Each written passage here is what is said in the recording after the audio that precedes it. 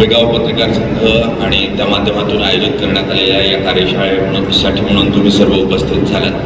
मुळात पत्रकारांना शिकावं आणि पत्रकारांना शिकवावं असे दिवस राहिलेत का हा प्रश्न आहे। त्यामुळे त्यातही तुम्ही जो प्रयत्न करताय त्यासाठी म्हणून तुम्हाला सर्वांना खूप खूप शुभेच्छा। मंचावर अनेक मान्यवर आहेत आणि अत्यंत आदरणीय असे दिलीप वळसे पाटील सर, ज्यांच्याकडे खरंच म्हणजे राजकारणामध्ये सध्या थोडा आदर्श व्यक्ती म्हणून बघावं, त्यांच्याकडे थोडं आदरानं बघावं अशी व्यक्तिमत्व खूप कमी उरली आहेत आणि त्यातलं एक व्यक्तिमत्व आहे तुमच्या मतदारसंघातून येतं, तुमच्या भागातून येतं। त्यासाठी म्हणजे त्यांचाही खरं तर त्यांचं मार्गदर्शन पत्रकारांना असणं खूप गरजेचं आहे। अत्यंत आदर्श व्यक्तिमत्व म्हणून आहेत पत्रकारितेचा त्यांचाही छोटासा का असो अनुभव आहे सुरुवातीच्या काळातला। त्यामुळे दिलीप वळसे पाटील सर माझे मित्र सहकारी उमेश कुमावत, ज्यांनी सातत्यानं गेल्या काही वर्षामध्ये टी व्ही पत्रकारितेला एक वेगळा आयाम दिला आणि इतकंच नाही तर TV9 सारखं उत्तम मराठी चॅनल जे आहे ते अग्रगण्य ठेवलं।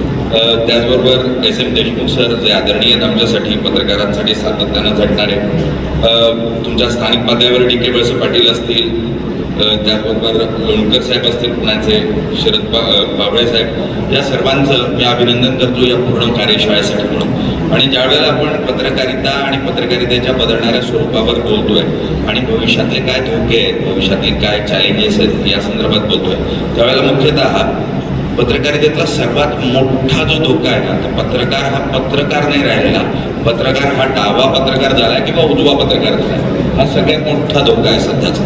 आणि जोपर्यंत पत्रकार होणार नाही तोपर्यंत पत्रकारिता काही शिल्लक राहू शकणार नाही। त्यामुळे आपण ज्या मार्गाने जातोय तो अत्यंत खडतर, अत्यंत भयावह अशा स्वरूपाचा मार्ग आहे आणि त्या मार्गाने जात असताना कमीत कमी चिंतन मनन करण्याची आपल्याला गरज आहे आणि त्यासाठी म्हणून अशा कार्यशाळांचीही आपल्याला गरज आहे।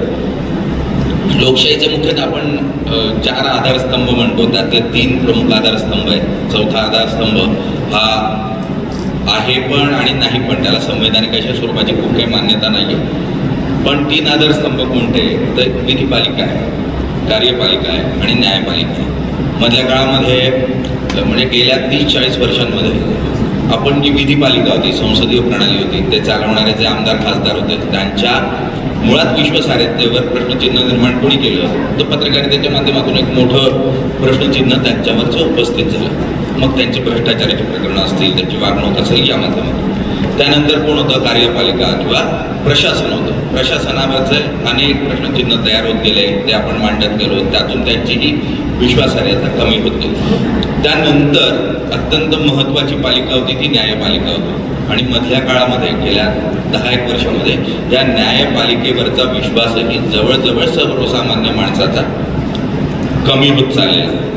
आणि मग काय झालं तर जे आपण आधारस्तंभ म्हणतो त्या सर्व आधारस्तंभांना तडे गेल्याचं चित्र तयार झालं आणि हे तडे कोणी तर जो आधारस्तंभ इनव्हिजिबल आहे, जो दिसतच नाही, अशा आधारस्तंभाच्या माध्यमातून जे प्रश्न उपस्थित केले गेले त्यातून मग हे आधारस्तंभ खिळखिळे झाले पूर्णतः। हे करत असताना आपल्याला हे सातत्यानं लक्षात घ्यायला हवं की ज्या वेळेला आपण वाईटाकडे बोट दाखवतोय त्यावेळेला चांगल्यालाही आपण प्रशस्तीपत्र देणं, चांगल्याबद्दलही बोलणं हे खूप गरजेचं आहे। जर ते नाही केलं तर आज जी परिस्थिती तयार होते ती परिस्थिती तयार होते आणि त्याला आपण कारणीभूत आहोत हे आपण मान्य केलं पाहिजे पत्रकार म्हणून। कारण आपण चांगल्याला चांगलं म्हणणं विसरून गेलो आणि फक्त वाईटाकडे इशारा करत राहिलो आणि त्यातून मग प्रत्येकाकडे अविश्वासतेने पाहायला लागला आणि कोणावरच विश्वास उरला नाही अशी परिस्थिती तयार झाली। आणि त्यामुळे पत्रकार म्हणून आपण स्वतःची विश्वासार्हता गमावत असताना इतरांचीही विश्वासार्हता जपणं आणि स्वतःचीही विश्वासार्हता जपणं हे अत्यंत गरजेची, हे जाणून घेणं गरजेचं आहे आणि त्यासाठी म्हणून अशा कार्यशाळांची अत्यंत गरज आहे।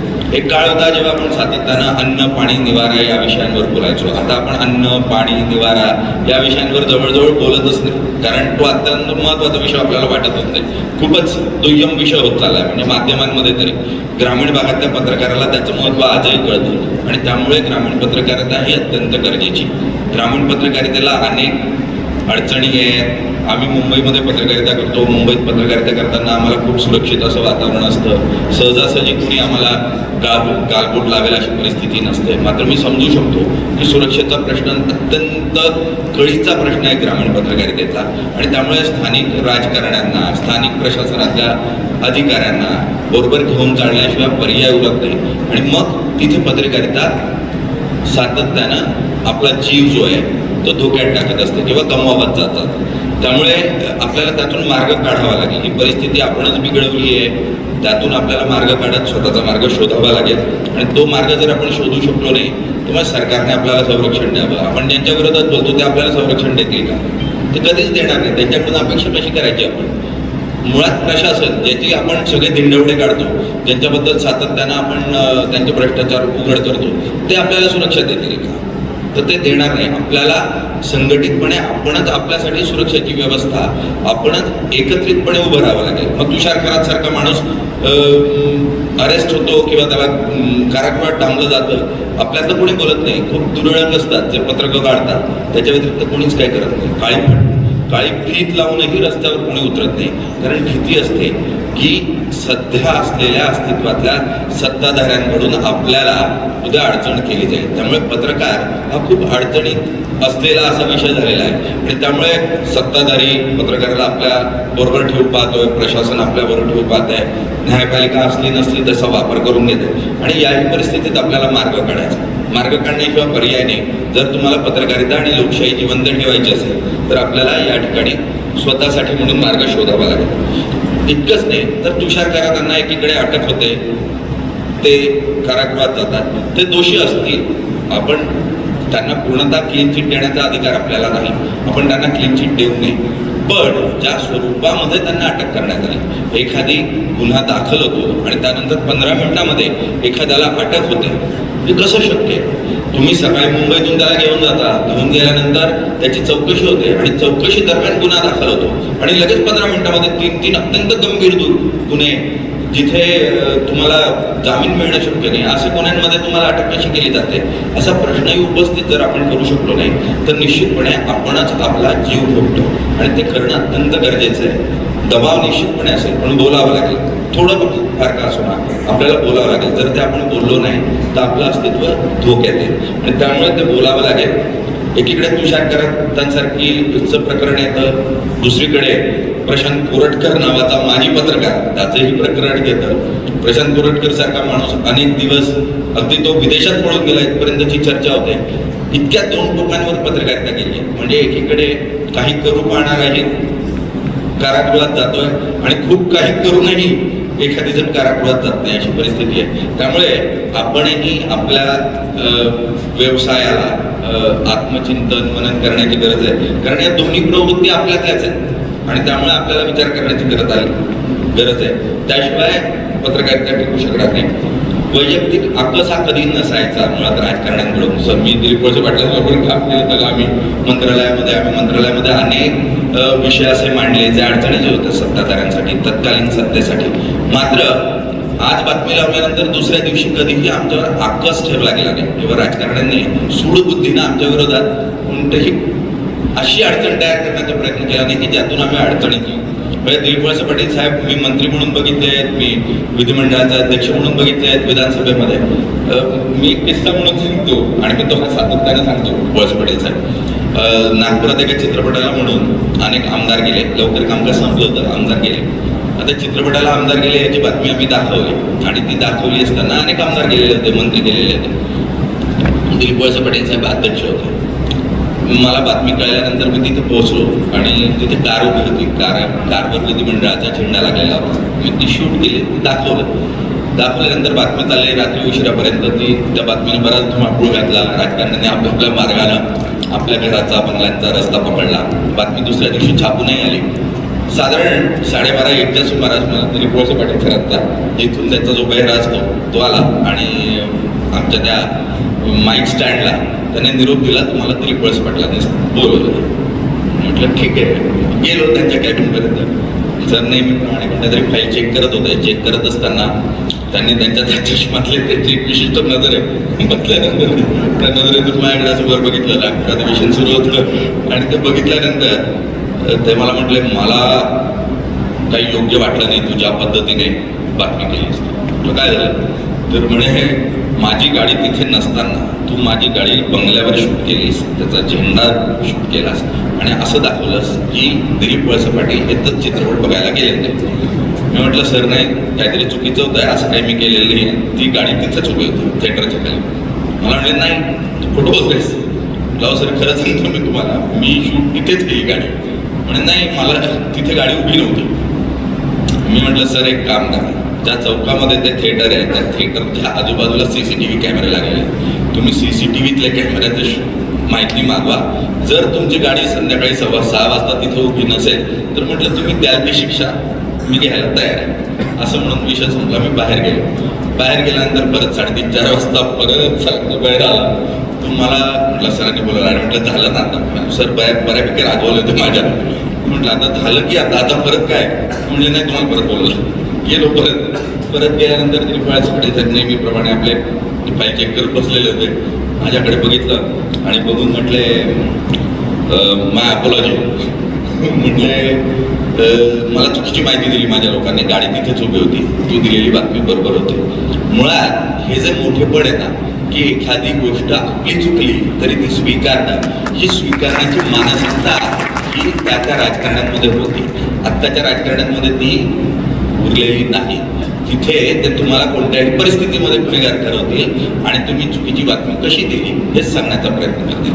आणि त्यामुळे खरंच आदर्श चांगल्या राजकारण्याची गरज आहे. पण राजकारण हे कशा स्वरूपात आणि कोणत्या मार्गाने जात आहे ते आपण सातत्यानं बघतो.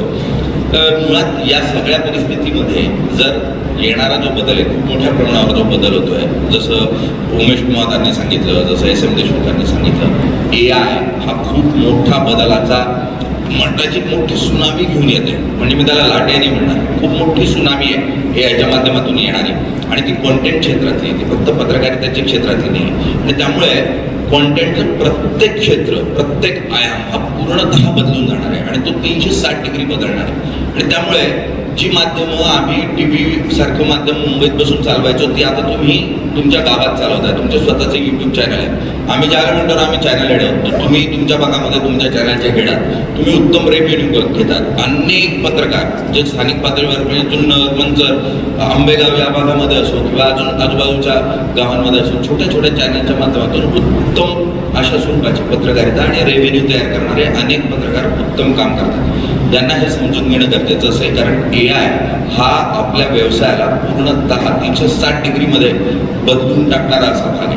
आणि त्याचा तो विषय आजच आपण स्वीकारला पाहिजे. जे व्यवसाय म्हणजे जगातला प्रत्येक व्यवसाय, जो व्यवसाय पुढच्या 3 वर्षामध्ये स्वतःला AI अडॉप्टेबल करणार नाही, AIला स्वीकारणार नाही, तो जाईंट व्यवसाय, मोठ्यात मोठा व्यवसाय पूर्णतः संपून जाईल आणि त्याची जागा नव्या कोणत्या तरी व्यवसायाने घेतलेली असेल. कितीही मोठा व्यवसाय असो, जर त्या व्यवसायामध्ये AI अडॉप्टेशन झालं नाही तर तो व्यवसाय अस्तंगत व्हायला उशीर लागणार नाही. आणि आपणही अशाच एका व्यवसायाचा भाग आहोत. त्यामुळे आपल्याला AI समजून घेतलं पाहिजे. ग्रॉकचा उल्लेख उमेश कुमारांनी केला. जेमिनी सारखं टूल आलं, त्याच्या अगोदर DeepSeek आलंय. इतकंच नाही तर OpenAI आलं. तुम्ही जर ग्रॉकवर गेला तर ग्रॉकवर तुम्हाला जाणवेल की ग्रॉक तुम्हाला पूर्ण बातमी लिहून देतो. त्याला फक्त एक ओळ लिहून द्या की मला आंबेगाव तालुक्यात झालेल्या अशा गोष्टी संदर्भातली बातमी लिहून द्या. किती शब्दात तेही सांगायचं त्याला. 200 शब्दात लिहून दे, 100 शब्दात लिहून दे, 300 शब्दात लिहून दे. तो अस्खलित अशा मराठीमध्ये, हिंदीमध्ये, इंग्रजीमध्ये तुम्हाला उत्तम अशी बातमी लिहून देतो आणि विदिन फ्यू सेकंड्स, काही सेकंदामध्ये. ठीक आहे. त्याने कोणकोणत्या रेफरन्सेसचा वापर त्या बातमीसाठी केला, कोणत्या वेबसाईटचा केला, तेही तो त्याच सेकंदाला तुम्हाला सांगतो. आणि सोशल मीडियाच्या कोणत्या हँडलचा त्याने या बातमी लिहिण्यासाठी वापर केला तेही ग्रॉक तुम्हाला काही सेकंदात सांगतो. ते जेमिनी करतं, तेच व्हॉट्सअपचं AI करतं. तुम्ही विचार करा की तुम्हाला आम्हाला जे लिहिण्यासाठीचे म्हणून पैसे मिळत होते, मानधन मिळत होतं, ते पूर्णतः संपून जाणार आहे. कारण प्रत्येक जण लिहू शकणार आहे. त्याला जर तुम्ही सांगितलं मला या विषयावर संपादकीय लिहून दे, तर संपादकीय भाषेमध्ये तुम्हाला उत्तम असं संपादकीय हे ग्रॉककडून लिहून मिळतं. त्यात त्रुटी असतील, मी म्हणत नाही त्रुटी नाही, पण हे पहिलं पाऊल आहे. पहिलं पाऊल जर इतकं दमदार असेल तर तुम्ही विचार करा पुढच्या काही दिवसामध्ये या AIची पावलं कोणत्या दिशेने जातील आणि ती आपल्यासाठी कशा स्वरूपामध्ये चॅलेंजेस घेऊन येतील. त्यामुळे या विषयांचा निश्चितपणे अभ्यास करा. हे टूल्स जास्तीत जास्त मोबाईल्समध्ये तुमच्या डाउनलोड करा, ते वापर करून घेण्याचा प्रयत्न करा. अशी कार्यशाळा घेत असताना SM देशमुख सर, मी तुम्हाला आणखी विनंती करेन की गुगल जर्नलिझम नावाची वेबसाईट आहे, गुगलच्या माध्यमातून चालतं. त्याच्यासाठी एक फंडिंग येतं. गुगल ग्रामीण पत्रकारांसाठी म्हणून काही कोर्सेस चालवतं. गुगलही अशा स्वरूपाच्या काही ट्रेनिंग्स देण्याच्या तयारीत असतं. तर जर आपण संस्था म्हणून गुगलशी जोडले गेलो तर गुगलच्या माध्यमातून आपण ग्रामीण पत्रकारांसाठी निश्चितपणे काही कोर्सेस घेऊ शकतो. त्यासाठी गुगलशी संपर्क करणं, त्यांना प्रोजेक्ट रिपोर्ट पाठवणं आणि त्यांच्या माध्यमातून काही कोर्सेस आपण ग्रामीण भागामध्ये घेणं हे खूप गरजेचं आहे. जर ते केलं गेलं तर आणखी जी डेव्हलपमेंटल जर्नलिझम आहे किंवा जी अत्यंत टेक्नॉलॉजी रिलेटेड जर्नलिझम आहे ती करायला आपल्याला उपयोगी ठरेल. फेसबुक कॉन्टेंटमध्येही अशा स्वरूपाच्या ट्रेनिंग्स अवेलेबल आहे. तुम्ही जी लोक फेसबुकसाठी काम करत असाल, यूट्यूबसाठी काम करत असाल, त्यांना त्या ठिकाणी उत्तम अशी संधी उपलब्ध असते. तुम्ही जर ॲप्लाय केलं तर तिथे ट्रेनिंग कोर्सेस चालू असतात फेसबुकच्या माध्यमातून, तर ते कोर्सेस तुम्ही करू शकता. मुख्यतः ही सगळी पत्रकारिता करत असताना तुम्ही सर्व ग्रामीण भागातून येतात. जसं उमेश, आम्ही एका कॉलेजचा विद्यार्थी होतो, मी तो उमेश आम्ही दोघंही जळगावमधून येतो. ग्रामीण भागातून येऊन मुंबईमध्ये स्थिरस्थावर होऊन आम्ही गेल्या 25 वर्षामध्ये आमचं स्थान शोधण्याचा प्रयत्न केला. ग्रामीण भागातल्या अनेक विद्यार्थ्यांना त्यांची जी मूळ जमिनीशी जोडली गेलेली नाळ असते, जी मेहनत करण्याची तयारी असते, त्यातून खूप मोठी संधी आजही मुंबईमध्ये उपलब्ध आहे. आणि मी ज्यावेळेला मुंबईमध्ये रिक्रुटमेंट करायला जातो त्यावेळेला मला चांगली मुलं मिळत नाही. ज्यांना तळागाळाचं ज्ञान आहे अशी लोक उपलब्ध नाहीत. आणि मग अशा परिस्थितीत काय प्रश्न तयार होतो? तो प्रश्न तयार होतो की या मुलांना शिकवायचं तर काय शिकवायचं, कारण त्यांना बेसिक्सच नसतात. पण ग्रामीण भागातून आलेल्या मुलांमध्ये ते आहेत. जर तुमच्यातले SM देशमुख सर तुम्हाला विनंती करतो की चांगली मुलं जी होतकरू आहेत, त्यांना शिकायचं आहे, जे पहिली पायरी चढायला तयार आहेत आणि त्यांना मेहनत करायची तयार आहे, त्यांना सकाळ माध्यम समूहाच्या माध्यमातून, साम TVच्या माध्यमातून मी या ठिकाणी संधी देऊ इच्छितो की त्यांनी यावं, आमच्याकडे काम करावं. त्यांना मासिक शिक्षणाच्या दरम्यान आमच्याकडे काम करत असताना त्यांना मानधनही काही स्वरूपात आणि बऱ्यापैकी मानधन दिलं जाईल. 6 महिन्यामध्ये आम्ही तुम्हाला शिकवण्याचा प्रयत्न करू. जर असे कोणी होतकरी चांगली मुलं असतील तर निश्चितपणे सांगा, आम्ही त्यांना नवीन टेक्नॉलॉजी शिकवायला मदत करू, टीव्हीला लागणारी भाषाही शिकवण्याचा प्रयत्न करू, डिजिटलची भाषा शिकवू आणि त्यातून एक चांगला पत्रकार घडवण्याचा प्रयत्न करू. फक्त इन्स्टिट्यूटला गेलं की पत्रकार तयार होतो असं नाही. तर तुम्हाला जर कोणाला इच्छा असेल, चांगली मुलं असतील तर निश्चितपणे सुचवा. सकाळ माध्यम समूह अशा विद्यार्थ्यांना निश्चितपणे संधी देण्याचा प्रयत्न करेल. आणि इतकंच नाही तर सकाळ म्हणून, साम म्हणून आम्ही सातत्यानं प्रयत्न करतोय. ग्रामीण भागातून तुम्ही बातम्या देत असतात, पण अनेकांना बातमी आमच्यापर्यंत पोहोचवायची कशी ती कळत असते. आम्ही एक छोटासा उपक्रम चालवला आहे आमच्या माध्यमातून, साम हेल्पलाईन म्हणून. आणि त्या हेल्पलाईनच्या माध्यमातून तुमच्यावर झालेला अन्याय जर तुम्ही आमच्यापर्यंत पोहोचवला तर तो आम्ही लोकांना दाखवण्याचा प्रयत्न करतो. पुढच्या काळामध्ये पत्रकार हा माध्यमातला मध्यस्थ म्हणून संपत जाईल आणि थेट पत्रकारिता सुरू होईल. आणि ती थेट पत्रकारिता ती काही प्रमाणावर व्हायला सुरुवात झाली. मी अगदी एक छोटंसं उदाहरण सांगतो सर. साम हेल्पलाईनसारखी हेल्पलाईन आम्ही सुरू केली आणि त्या माध्यमातून पुण्याच्या जवळच कोणत्या तरी एका छोट्या भागातून रात्री 8:15 वाजता एक व्हिडिओ आला.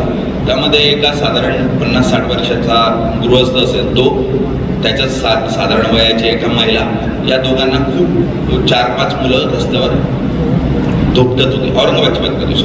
तर खूप वाईट पद्धतीने मारत होती आणि ते व्हिडिओ बघितल्यावर मीच बसलेलो होतो. मी बघितला, अरे वाईट व्हिडिओ होते अगदी. आम्ही त्या माणसाला परत पाठवलं, निरोप दिला की काय हा विषय सगळा त्याने सांगितला. मग त्या बाईशी मी बोललो, तिला म्हटलं एक छोटासा व्हिडिओ तुम्ही तुमचा स्वतःचा रेकॉर्ड करून पाठवा. त्यांनी तो व्हिडिओ रेकॉर्ड करून पाठवला आणि त्या बाईने सांगितलं की माझ्या मुलीची छेड काढली, मी आणि माझे पती त्या मुलांना समजवायला गेलो, त्या मुलांनी आम्हालाच त्या ठिकाणी मारहाण केली आणि त्याचे ते व्हिडिओज होते. पोलिसांनी सकाळी फक्त त्या मुलांना समज देऊन सोडून दिलं होतं, त्यावर कोणती कारवाई केली नव्हती. आम्ही रात्री 8:30 नंतर ती बातमी लावून धरली. रात्री 10 वाजता स्थानिक PIवर प्रेशर आलं.